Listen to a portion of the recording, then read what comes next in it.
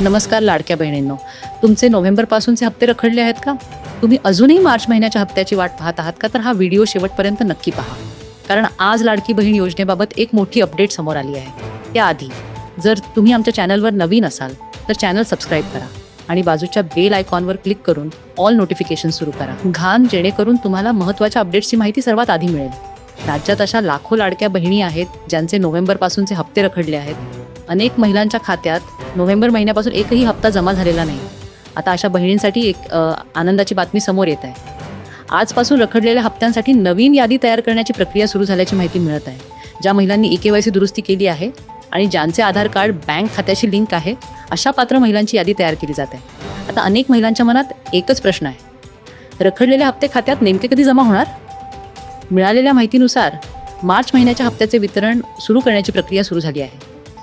नवीन GR येण्याची शक्यता आहे, मात्र निधी वाढवण्याच्या प्रक्रियेमुळे थोडा विलंब होत असल्याचे सांगितले जात आहे. कारण राज्यातील 80 लाखाहून अधिक महिलांचे हप्ते रखडले असल्याची चर्चा आहे. ज्या महिलांचे 5 महिन्यांचे हप्ते थकले आहेत त्यांना एकूण 7,500 रुपये मिळू शकतात.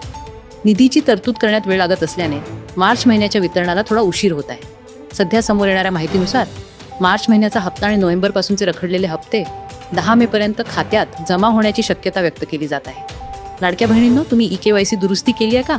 आणि तुमचे हप्ते नोव्हेंबरपासून रखडले आहेत का? कमेंट करून नक्की सांगा. धन्यवाद.